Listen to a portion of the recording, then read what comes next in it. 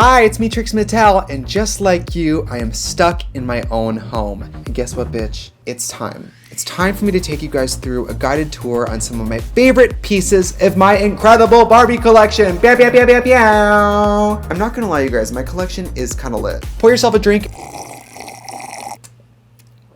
Oh, yeah. And I'm gonna take you on a guided tour of one of the most fabulous doll collections you'll ever see.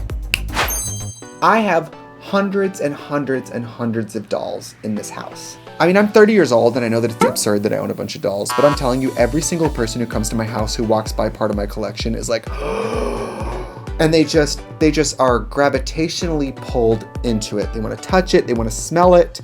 Please don't touch it. At first it was like, oh, I'm just getting some stuff for my house. Like, oh, this will look cute on my desk. And then I started reading a lot of nonfiction literature about fashion dolls. You're basically collecting snapshots of American history. The hair, the fashion, the makeup, the careers that they're dressed up as. I'm gonna basically go decade by decade and I'm gonna choose like my top 10-ish favorite from each decade, which is really hard to narrow down because some of these decades have hundreds and hundreds and hundreds of dolls. Right at the top of the list, we're gonna start with the 60s. It's like the heyday of fashion dolls. Why? Because they had just been invented and every man, woman, child, and toy store was clamoring to consume. So when I was a kid, if you wanted that doll's outfit, you had to buy another doll. But like in the 60s, when the doll first started, you bought the doll and then you would buy the clothing, and oftentimes the clothing was more expensive. The mentality was, let's sell a razor blade handle and then sell a razor blade separately. So let's get into it. At the top of the list, we are starting with Barbie Loves to Cook from 1965. I love Barbie Loves to Cook. This is being modeled on my swirl ponytail Barbie from 1964, but the outfit is actually from 65. This print is incredible. The orange and the pink and the blue and the way that this dress is cut, and it was pretty pricey. I mean, this was probably this outfit probably costs around $100, maybe a little less, but I just think she's incredible. I love this outfit. It's so cute. So up next we have Barbie-q. This outfit's from like 59 to like 62. I love this outfit. It is so incredible. And this toy specifically, this outfit is like, it could be studied. Like the way toys were made when this doll first started, the detail is just ridiculous. This outfit is easier to find because it's kind of this like almost canvas material, but the little pieces of cookware will get lost, and then this kind of stuff is hard to find. I don't do drugs, but if I did, this would be my Coke spoon. Like you couldn't even tell me anything. Like look at this little rolling pin. It's real wood. This is ridiculous. And she does kind of have a companion. Ah! Hi. Because she's like fully face planted down there, whatever. I'm okay. This is Cheerful Chef Ken from 1964. This is an original Ken body that he's on. He's in like the stripy shirt with like his little oven mitt. Chow time, come and get it. So I read this book by M.G. Lord called Barbie Forever. It was fascinating if you like nonfiction literature about vintage toys. They talked about this toy specifically. Basically, they're saying that subliminally, Barbie and Ken were being sold as sort of like toys to teach your daughter good grooming, because people in the 60s saw women as like, okay, get married because that's your meal ticket. So if you bought your daughter a toy that taught her to like put on makeup and do her hair, she'd be more marriable, she'd be more financially secure. It's not what I'm saying is true, but like that's what people believed. It's fascinating because if you look at some of the outfits, we just saw a Barbie with a bunch of deep pockets. It's real wood. A lot of things you put things in, and then if you look at the Ken, he comes with a little hot dog. You see how easy these are to lose? He comes with a little hot dog and an apron that says, come and get it. Mama, this is sexually suggestive. Oh, I'll just hold the hot dog. This is me on a diet going to a barbecue. Oh no, I'm fine. Suburban Shopper, 1959 to 1962. She is iconic. If you talk to any Barbie collector and you say Suburban Shopper, everybody knows what this toy looks like. I love this outfit. Basically, it was like Barbie going to get groceries. I mean, could she be cuter? The hat can be really hard to find in mint condition because these are like real woven straw hats, so they have like a tendency to fray. What if I came on video just, hello? And just like the quality of it, the fact that these toys, they had real zippers. I mean, that is a gag. Mine's being modeled on a vintage bubble cut Barbie because this hat fits really good on it. If you're a collector, she's sort of a must-have. This outfit is just so stunning. It's so light and summery and cute. There's a few editions of this, but this outfit's the original one.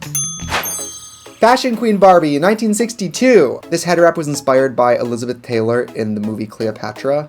When they first made Barbie, they really didn't know that hair play, which is what they call like the kids just wanting to brush the hair and restyle it all day, they did not really know that that was going to be such a big part of the play experience. And so Fashion Queen Barbie was made with molded hair. I know what you're thinking, why would anyone want this if hair play is so big? It's a gag, bitch. This doll came with wigs. This doll came with a set of 3 wigs, so you could just take the wigs and put it on the person. Isn't that fun? If I got that and I was a kid, I would. It's just so cool. Basically, they're like little hair wigs, and the inside is like a molded cap, so it just like pokes on. It's pretty fun. My brown one is not in great condition, but I'll put it on so you guys can see it. I have a perfect set of these. These are like my play set. She doesn't look great. Okay, this wig is not the tea, but I like her with the wig, but honestly, not doing your hair and putting fabric on your head is kind of the chicest thing you can do. Look at her. Okay, this is RN Barbie 1961. This outfit comes with these little glasses and this little nurse hat and this little cape. The way that these old outfits are so simple but so tailored. Oh, isn't she great? I mean, I'm not even crazy about Midge, but even Midge in this outfit, like, everybody who's come over who's seen this has been like, oh. Anybody who collects Barbie knows that the early Midges, the face is a little struggle bus. Like, her short little bangs and her eyes, it is sort of like, and half these dolls came like borderline cross-eyed, so just a weird looking toy. Okay, you know what's ironic? I won this outfit on eBay right before the pandemic started. I'm not saying I predicted the future, but I ordered a nurse doll to my house right when the pandemic started. Isn't that crazy? I also like this because this was sort of the beginning of representing women as human beings who had intelligence and could work. So I just like the idea of like a little girl in 1962 getting this outfit and like dreaming of being a healthcare professional. Okay, this whore. Okay, I'm just gonna put her out and I'm gonna let you all take her in for a second and just like spiritually enjoy what she looks like. My boyfriend says she looks like she just committed a murder and she's on the run. This is Poodle Parade Barbie. Poodle Parade Barbie was available for exactly 1 year, 1965. She comes with this incredible, like, pea green and pink outfit with these glasses. There's a poodle bag right here. Like, I guess the look was sort of suggested like she was going to a dog show to, like, enter a dog in a dog show. I don't know, but she comes with a little trophy. I love this outfit, but I think it looks even funnier on this Barbie that like the makeup has worn off over time. A, she's cross-eyed. B, her lipstick has completely worn off. You know what she's doing? She's showing up at a taxi stand in Newark and throwing a credit card at the guy and says, "I'm running away from my husband, get me out of here." Like, that's what's happening here. Up next, Color Magic Barbie.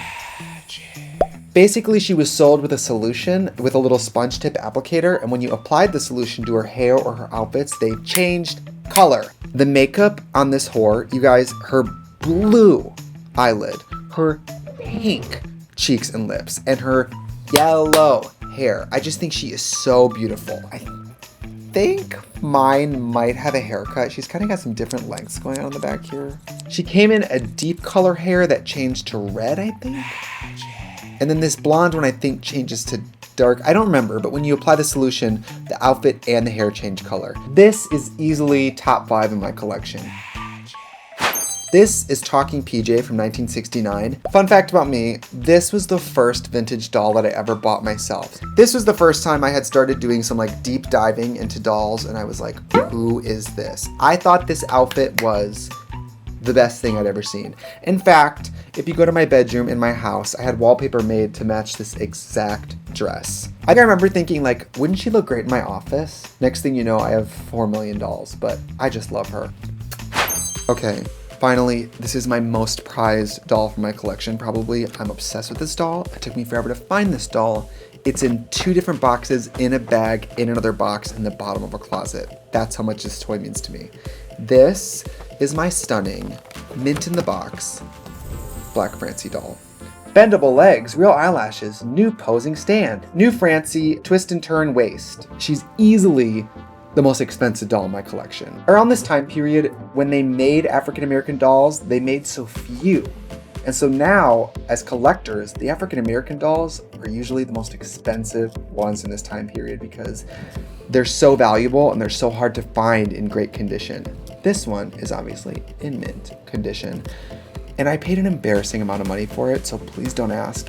Let's just say that I take all you guys' money and I go spend it on important things like this. I even have the sticker on the back from the store, the invoice number.